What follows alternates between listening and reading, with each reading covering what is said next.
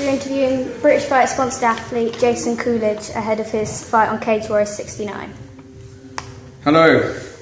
So you last fought Brendan for the FCC title on 22nd of March. Unfortunately, this was a loss for you. You gave a great performance. However, is there anywhere you have noticed improvements and made amendments? Probably in the fight, the range finding.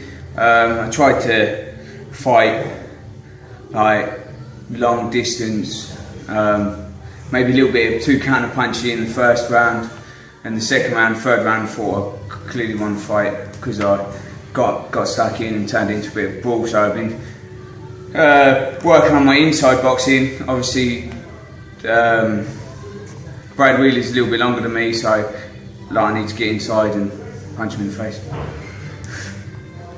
You've fought many top guys. Who do you see as your toughest opponent so far, and do you feel your next opponent, Brad Wheeler, poses a significant threat? It's hard to tell. Toughest opponent. They've all been good level guys that I've fought. I've not really fought anyone of a bad level. Brendan and Martin Stapleton were probably the most physically tough fights because obviously they were grueling, close fought 3 rounds. My losses were submission losses were mistakes I made in fight camp and in the fight rather than actually their ability. You were the underdog for the next fight. Do you get nervous for fights, or do you feel being the underdog relieves some of the pressure? I think people that actually know anything about MMA probably won't put me as the underdog. I think it's a really close match fight. I don't think there's no added pressure to any fight. You know, like the only pressure there is I put on myself. On Cage Warriors, my 2 outings before, I've not done myself any justice whatsoever. So the only pressure I've put on myself is to actually just go and fight how I can fight and to my best ability. Because if I fight to my best ability, I can beat anyone in the country. I've not lost to anyone I couldn't beat if I turned up or a different game plan. So it's not a skill thing, it's a mindset. That's probably the biggest thing I've been working on, is decision making and just going into the fight with the right game plan. 75% of Wheeler's wins have been due to submissions. Do you feel this is something you need to be wary of, and have you changed your training to prepare for this? Not really. 6 of my 10 wins have come by submission. I don't know what, 60% of my wins. Good wins against good guys with good records and like technical subs, not like your box standard. I've got a couple of anacondas and Von Flu choke and stuff. People don't pull. I'm the only one I know that pulls out things like that. So I'm not worried about his jiu-jitsu. I respect his jiu-jitsu only as much as I respect his boxing or kickboxing or wrestling. You know, it's an MMA fight. I'm not worried about what he's going to do. I'm worried about what I'm going to do. That's it. Is there a certain aspect of your game which you feel is better and in which you have an advantage you look to capitalise on? I think my cardio is the best in the lightweight division. Like my cardio, if I push the pace, I can make anyone gas out. So the clear advantage I think is probably in cardio fitness, and everyone knows when they fight me that I'm good to go, solid for 3 fights.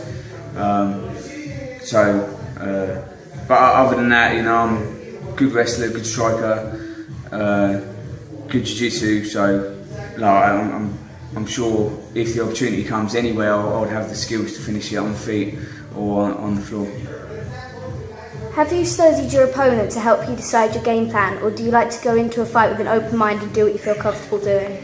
I've seen him fight before, but I wouldn't say I've studied him, because if he watches my last fight, that I'm such a different fighter to then, and the Brendan fight, the fight before Brendan fight, it was a completely different fight. So the fight before I spent 15 minutes on the ground. This last fight I spent 15 minutes standing up. So it doesn't matter what he's done in the past. I'm a completely different person to anyone he's ever fought before. So he's going to be changing his game to fight me. I'm not changing my game to fight anyone. In our last interview, you said you didn't mind getting back into Cage Warriors so long as you could fight often and push yourself.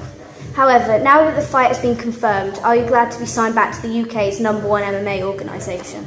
It's great. It's not just the UK's #1. It's Europeans' #1 organisation. There's not a bigger show, this side of the pond that's bigger. So. Yeah, it's great to be back. It's nice to be fighting on the same card as Jack and Arnie and Kerry.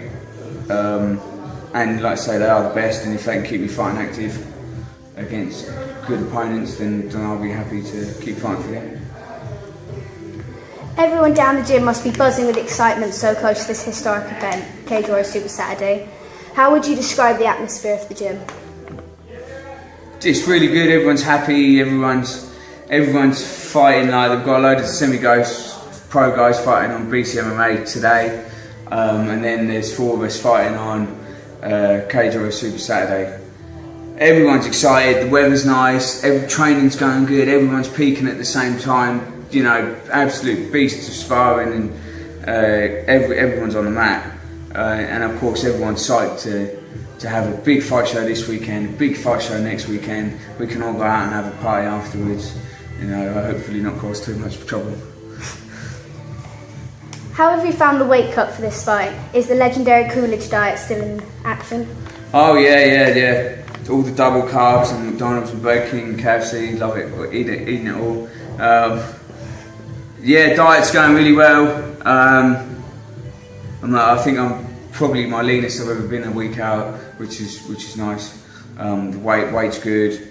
Feel fit, feel strong. I've had a really good fight camp leading up to this fight. Everything's been perfect. Finally, do you have anyone you'd like to thank for helping you prepare for your fights? Obviously, got to give a big shout out to my sponsors.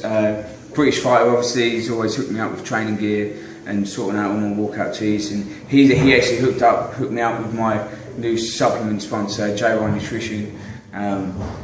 Definitely go and have a look at them because they've got loads of good supplements and products.